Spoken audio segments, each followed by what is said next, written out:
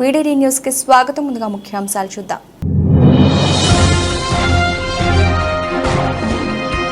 పూణే ప్రమాద ఘటనపై ఫైర్ అయిన కాంగ్రెస్ అగ్రనేత రాహుల్ గాంధీ.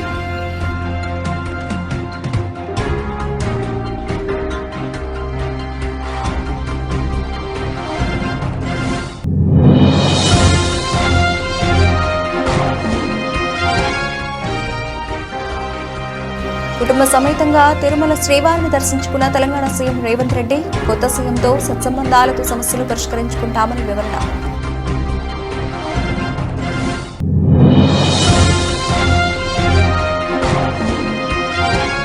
బుధవారం ముగిసిన తిరుమల తాతయ్య గుంట గంగమ్మ జాతర. 7 రోజులుగా వివిధ రకాల వేషాలతో అమ్మవారికి మొక్కులు చెల్లించుకున్న భక్తులు.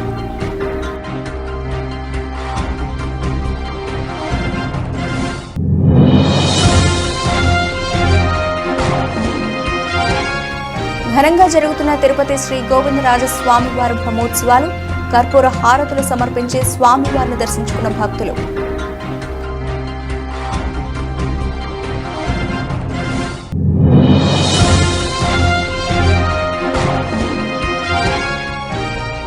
మొదటిసారిగా వరంగల్లో డ్రగ్స్ కలకలం. 5 లక్షల విలువ చేసే హషిష్ మత్తు మందు స్వాధీనం.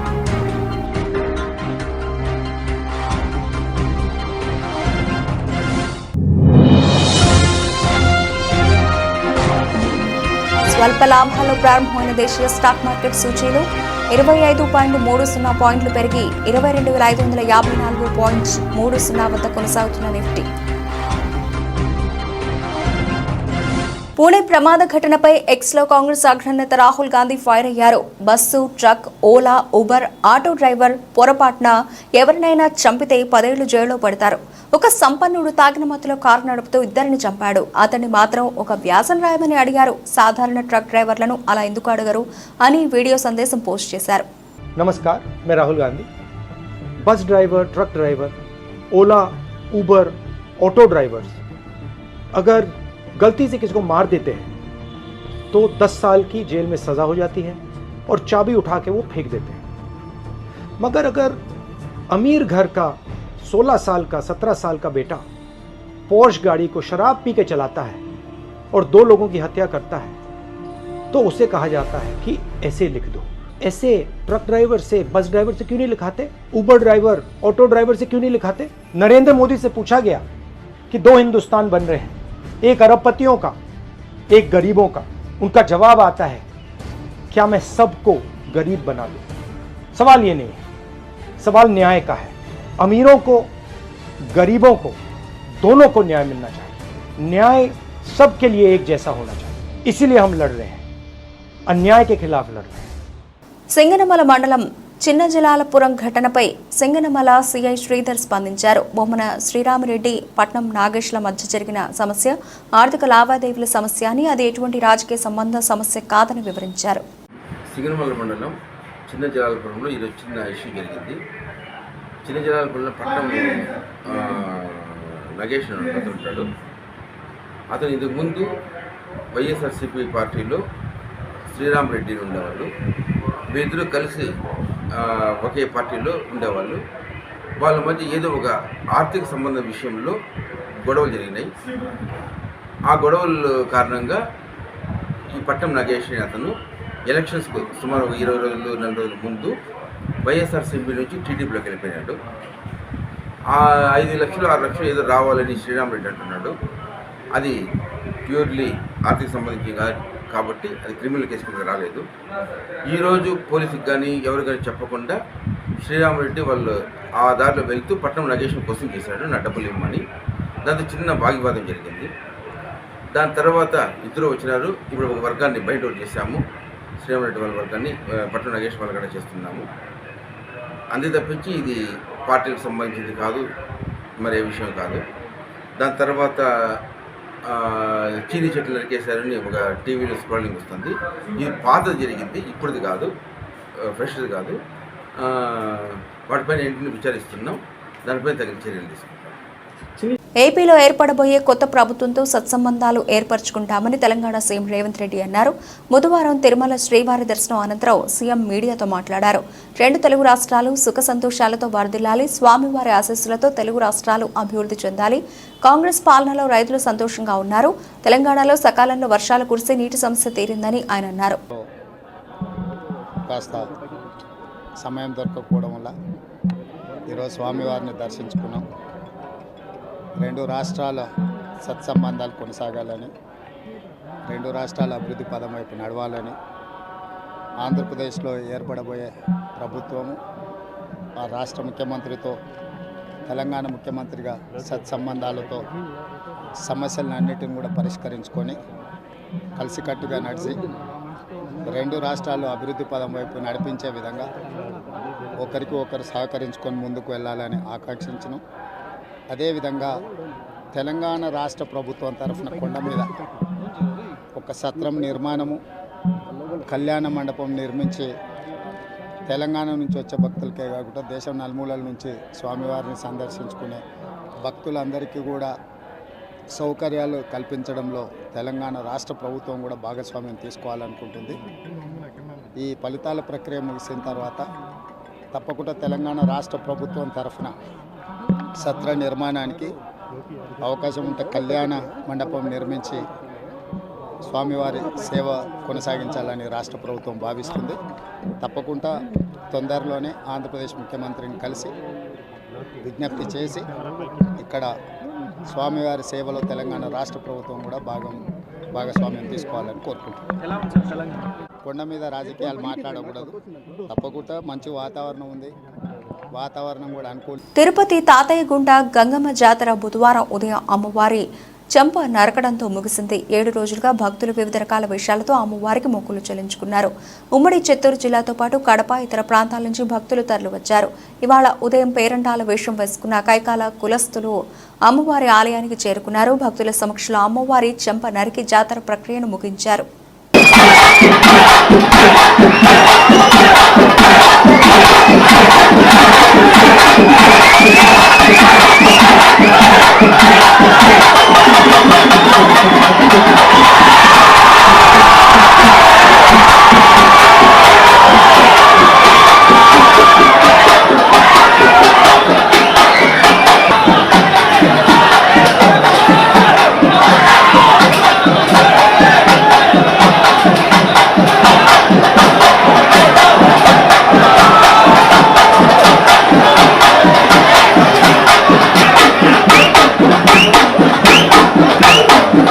తిరుపతి శ్రీ గోవిందరాజ స్వామివారి బ్రహ్మోత్సవాలు ఘనంగా జరుగుతున్నాయి. 6వ రోజైన మంగళవారం రాత్రి స్వామివారు గజవాహనంపై భక్తులకు అభయమిచ్చారు. భక్తులు కర్పూర హారతులు సమర్పించి స్వామివారిని దర్శించుకున్నారు. ఏనుగులు, నృత్యాలు, కోలాటం ప్రదర్శనలు, వాహన ఊరేగింపు భక్తులను ఆకట్టుకున్నాయి.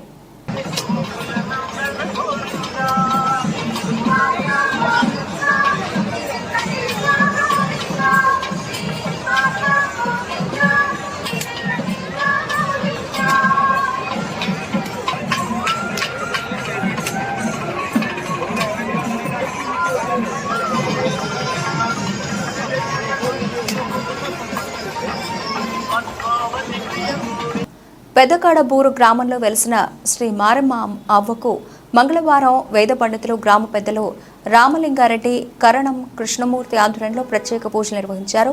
మారమ్మ అమ్మ దేవాలయంలో ఇటీవల ఏర్పాటు చేసిన నూతన విగ్రహాలకు ప్రాణ ప్రతిష్ఠ మహోత్సవాలు గత 3 రోజులుగా అట్టహాసంగా జరుగుతున్నాయి. ఇందులో భాగంగానే అర్చకులు శేషగిరి జోషి, వేద పండితుల మంత్రోచ్చారణల మధ్య అవ్వగారికి ప్రత్యేక పూజలు, అభిషేకాలు చేశారు.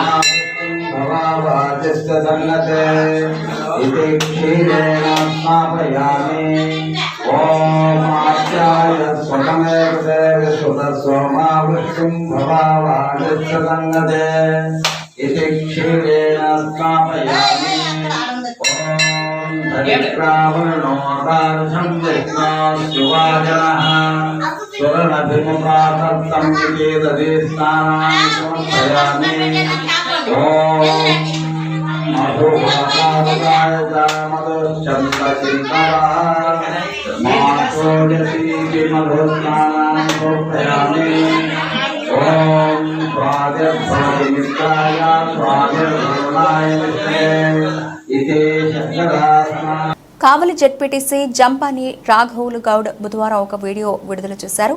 ప్రజల నుంచి ₹1 ఆయన తీసుకున్నట్టు నిరూపిస్తే శాశ్వతంగా రాజకీయాల నుండి తప్పుకుంటారన్నారు. ఒక విలేకరి తప్పుడు ప్రచారాలతో తనపై దుష్ప్రచారం చేశాడన్నారు. 40 సంవత్సరాల రాజకీయ జీవితంలో నేను ₹1 కూడా ప్రజల నుంచి ఆశించలేదన్నారు. చెంచుగాని పాలనలో రాజకీయంగా ఎదుర్కోలేక ఇటువంటి తప్పుడు ప్రచారాలు చేస్తున్నారని వాపోయారు. అందరికీ నమస్కారములు. నా పేరు జంపాని రాఘవులు. నేను కావలి మండలం జడ్పీటీసీగా ఉన్నాను ప్రజెంటు. మా భార్య చెంచుగానిపాలెం సర్పంచ్గా ఉన్నది. నేను 81 నుంచి సర్పంచ్గా ఉంటూ ప్రజెంట్ ఇప్పుడు దాకా కూడా నాన్నపై 3 సంవత్సరాల పరిధిలో ఏదో పదవిలోనే అప్పటి నుంచి ఇప్పుడు దాకా కూడా కొనసాగుతూనే ఉన్నాను. నా గ్రామానికి అభివృద్ధి చేసడానికి కోసం ఎన్నో విధాల అహర్నిశల కృషి చేసి ఒక మారుమూల గ్రామాన్ని ఎన్నో విధాలు అభివృద్ధి చేసే నేను అప్పటి నుంచి కూడా 81లో కరెంటు లేదు నాకు మా ఊరికి. 82లో కరెంటు తీసుకొచ్చాను. 84లో 10 ఎకరాల చిల్లర లేబట్టి పెట్టి 145 ఇళ్ళు తీసుకొచ్చాను. ఒకే టైం లేదు మండలం మొత్తంలో కూడా నా ఊరికి తీసుకుపోయాను. ముసునూరు తర్వాత ఓవర్ హెడ్ ట్యాంక్కి నా చెంచుగానిపాలెంకు తీసుకుపోయాను. ఈ విధంగా ప్రతి ఒక్కరు ఎన్నో విధాలుగా 90% ఇళ్ళు మొత్తం కట్టించింది నేను. కాబట్టి ఒక్కరి దగ్గర కూడా ఎటువంటి ఒక్క రూపాయి కానీ మా వాళ్ళ దగ్గర కానీ నేను ఎప్పుడైనా కానీ ₹1 కానీ నేను కానీ తీసుకున్నట్టు కానీ అయితే ఎవరైనా నిరూపిస్తే శాశ్వతంగా రాజకీయాలు దొరికిపోతాను నేను. కాబట్టి నేను ఎప్పుడు కూడా మా జనం కోసం మా గ్రామం కోసం నేను ఎప్పుడుగా పాటుపడుతూనే ఉన్నాను. కాబట్టి అవినీతి పనులకి మోసాల పనులకి నేను తోడ్పడేవాడు కాదు. ఒక పత్రికా విలేకరులు నా మీద దుష్ప్రచారం చేసి మన ఎలక్షన్లో నేను డబ్బులు ఇవ్వటము, నేను మళ్ళా ఓటు వేయకపోతే డబ్బులు తీసుకున్నట్టుగా నా మీద దుష్ప్రచారం చేశాడు ఒక విలేకరు. ఆ విలేకరు చేసినందువల్ల అధికారులందరూ కూడా మా ఊరికి ఎంక్వైరీ పెట్టించేసి ఆ వాళ్ళని కూడా విచారించడం కూడా జరిగింది. వాళ్ళు మాకు ఎటువంటి మాకు డబ్బులు ఇవ్వలేదు, ఆయన మళ్ళీ మా కాడ డబ్బులు తీసుకోలేదు అని చెప్పిన. విశాఖ స్టీల్ ప్లాంట్ కార్మికులకు తక్షణమే జీతాలు చెల్లించాలని స్టీల్ సిఐటియు గౌరవ అధ్యక్షులు జె అయోధ్యరామ్ యాజమాన్యాన్ని డిమాండ్ చేశారు. స్టీల్ ప్లాంట్లోని coke oven, central plant, RMHP, blast furnace, SMS mills అన్ని విభాగాలను విభాగాధిపతి కార్యాలయం ఎదుట మంగళవారం స్టీల్ సిఐటియు ఆధ్వర్యంలో ధర్నాలు నిర్వహించారు. ఇంతవరకు జీతాలు చెల్లించకపోవడం దారుణమని ఆవేదన వ్యక్తం చేశారు.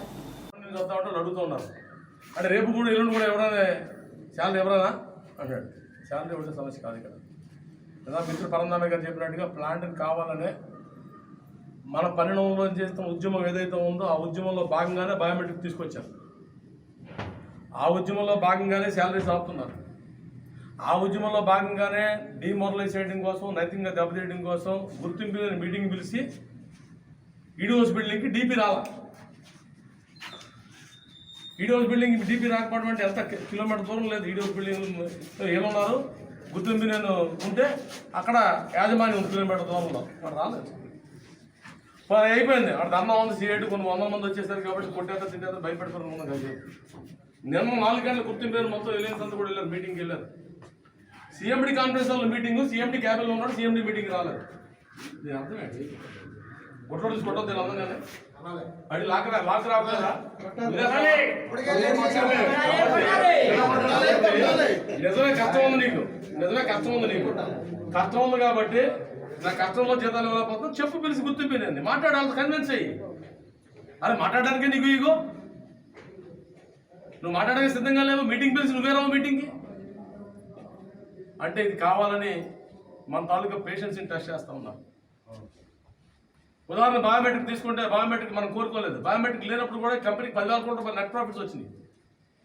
నిన్న ఈడో సరిపోతే ఆ బోర్డు ఎలా పరిస్థితి కూర్చొని 2018, 19 500 మిలియన్ టన్నులు తీసాం కంపెనీలో. 18, 19 500 మిలియన్ టన్నులు వచ్చింది. కరోనా కాలంలోనే మెటీరియల్ వచ్చింది. ఇప్పుడు ఎందుకు లేకుండా పోయింది? కారణం గవర్నమెంట్ విధానం. నువ్వు కావాలని షాప్టే చేస్తావు, ప్లాన్ కావాలని చంపేయాలనుకున్నావు.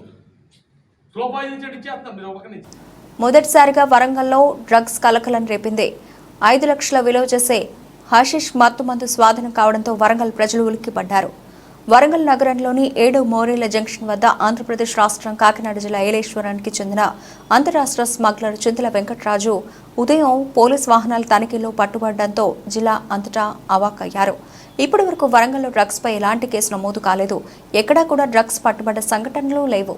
మొదటిసారిగా వరంగల్ నగరంలో 5 లక్షల విలువ చేసే ఆషిష్ డ్రగ్స్ లీటర్ దొరికాయని తెలంగాణ నార్కోటిక్స్ మరియు మటవాడ పోలీసుల సమన్వయంతో అంతరాష్ట్ర డ్రగ్స్ స్మగ్లర్ను అరెస్ట్ చేశామని వరంగల్ ఏసీపీ నందిరామ్ నాయక్ వెల్లడించారు.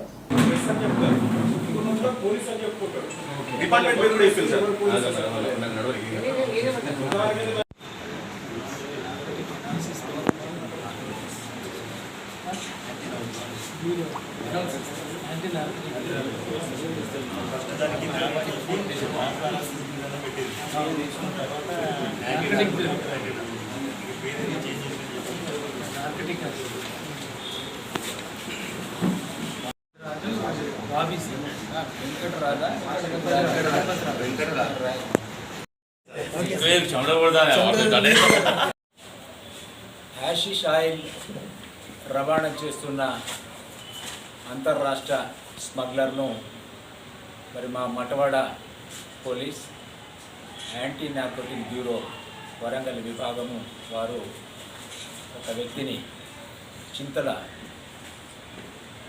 వెంకటరాజు అలియాస్ బాబీ, ఇతనిది కాకినాడ జిల్లా ఎర్రవరం గ్రామము.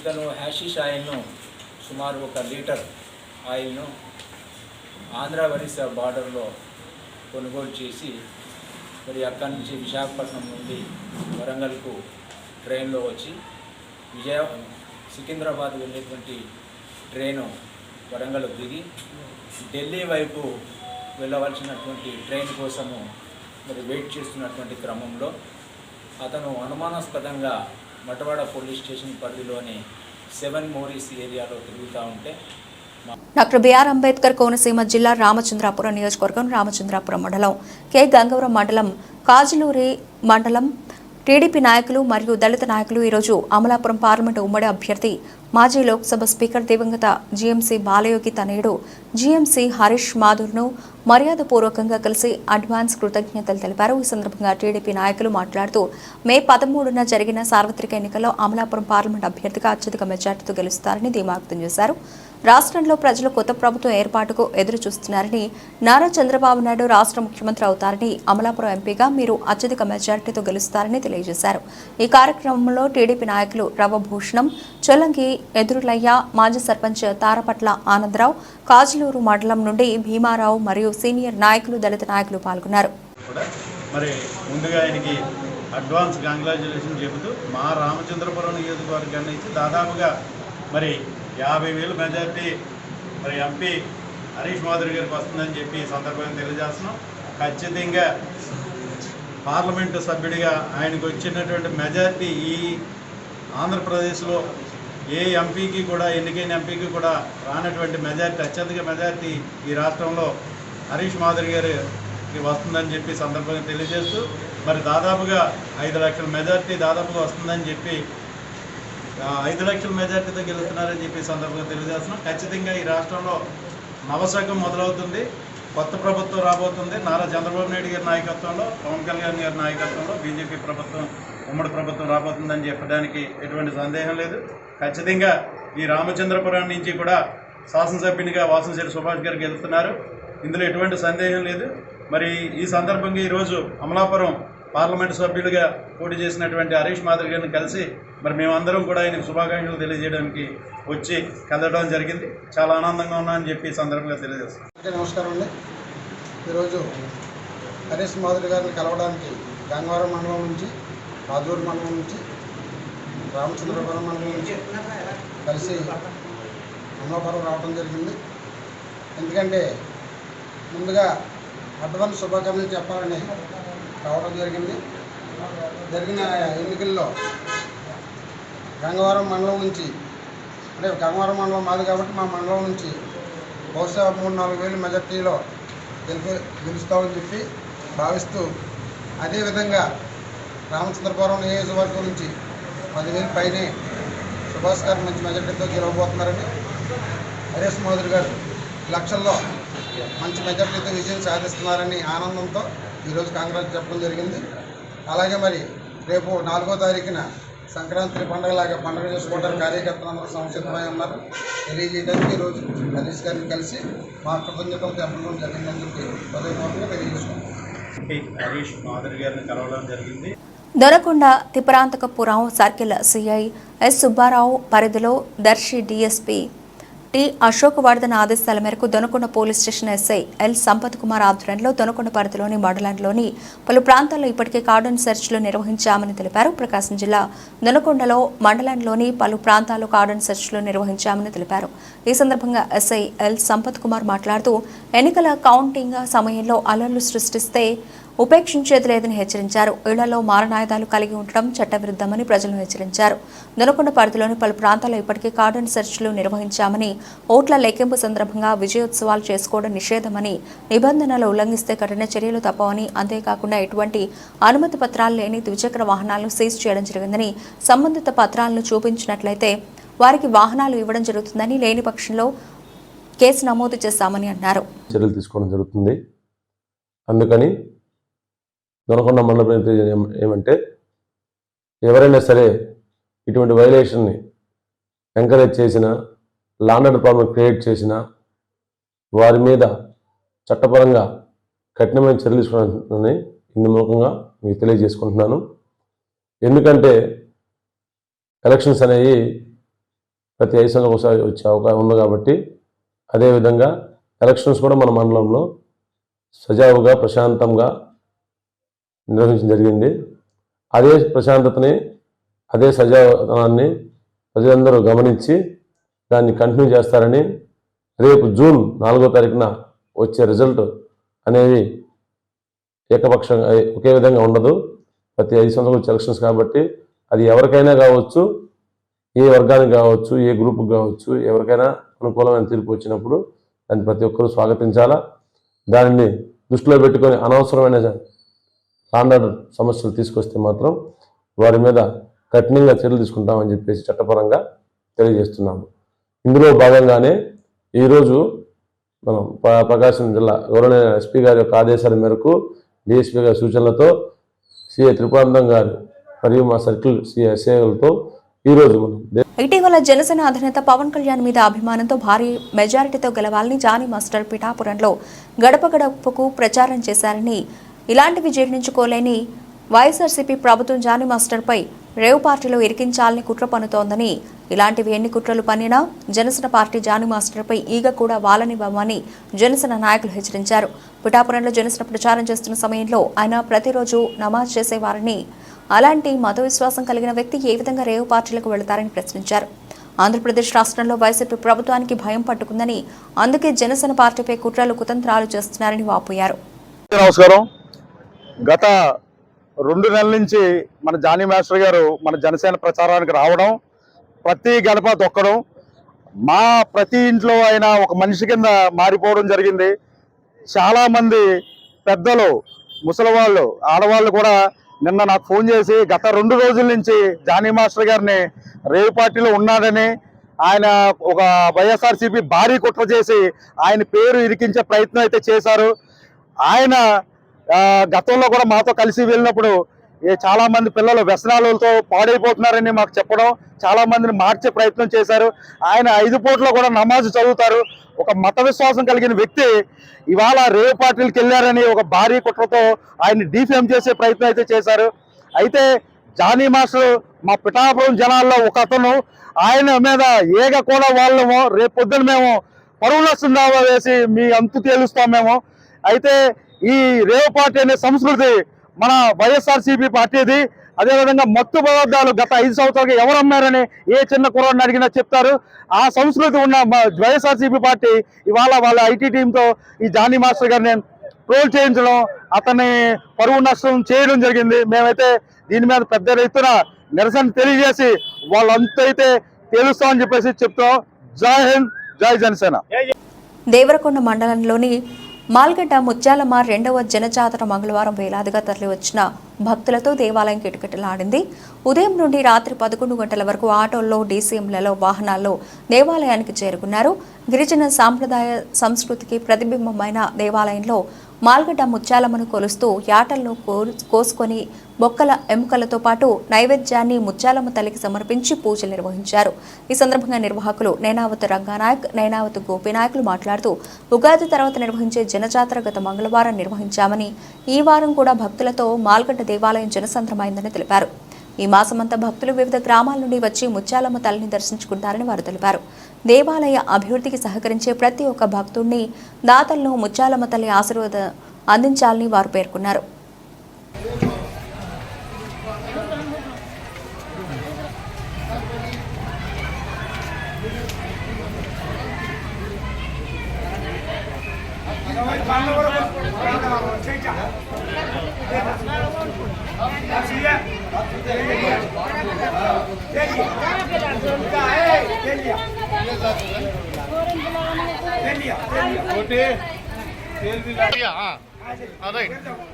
अलवाल 10 सर अलवाल तुम अलवाल 10 5 साइड सर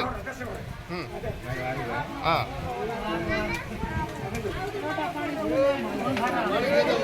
दूटा पड़ला बिटिका भाई ये तो हमरा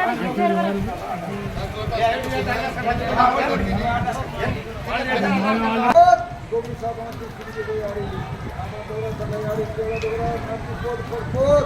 एक साथ एक खड़े नहीं और बच्चा रो फोटो कहिए मां महिमा मोटो तारो महिमा के एक हां ये सब बड़ा बाप फोटो हम काले इधर कपड़ा बोले बाबू तमे గోపీచంద్ వారి యొక్క కుమారుడైనటువంటి అల్వాల్ నాయక్ సనం లక్ష్మణ్ నాయక్ 2000 రూపాయలు, గోపాల్ 2000 రూపాయలు, ఇద్దరు కూడా సంయుక్తంగా 2000 రూపాయలు భోగరిస్తా ఉన్నారు. వారి కుటుంబానికి శుభోదయాలు. దేశీయ స్టాక్ మార్కెట్ సూచీలో బుధవారం స్వల్ప లాభాలు ప్రారంభమయ్యాయి. ఉదయం 9:15 సెన్సెక్స్ 83.85 పాయింట్లు పెరిగి 74,037.16 వద్ద, నిఫ్టీ 25.30 పాయింట్లు పెరిగి 22,554.30 వద్ద కొనసాగుతున్నాయి. దాదాపు 1713 కంపెనీల షేర్లు లాభపడగా 639 షేర్లు క్షీణించాయి. నిఫ్టీలో doctor Reddy's, UltraTech cements, Nestle, Britannia లాభాల్లో ఉండగా ఎస్బీఐ, పవర్ గ్రిడ్ కార్ప్, అలాగే సన్ఫార్మా, M&M నష్టపోయాయి.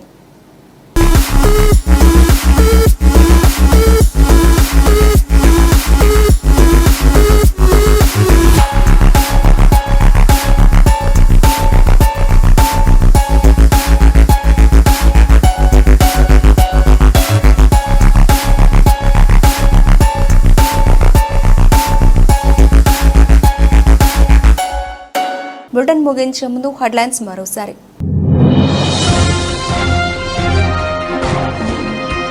పూణే ప్రమాద ఘటనపై ఫైర్ అయిన కాంగ్రెస్ అగ్రనేత రాహుల్ గాంధీ.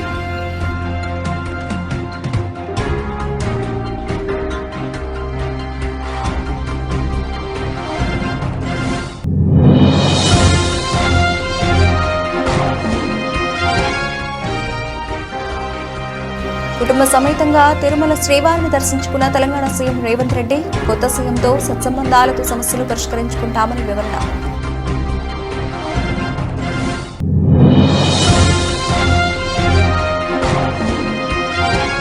బుధవారం ముగిసిన తిరుమల తాతయ్య గుంట గంగమ్మ జాతర. 7 రోజులుగా వివిధ రకాల వేషాలతో అమ్మవారికి మొక్కులు చెల్లించుకున్న భక్తులు.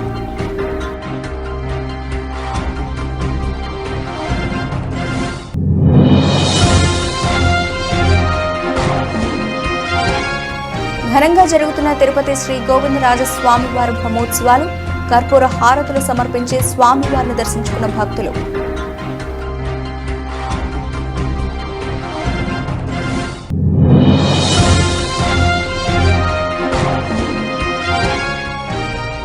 మొదటిసారిగా వరంగల్లో డ్రగ్స్ కలకలం 5 లక్షల విలువ చేసే హషిష్ మత్తుమందు స్వాధీనం.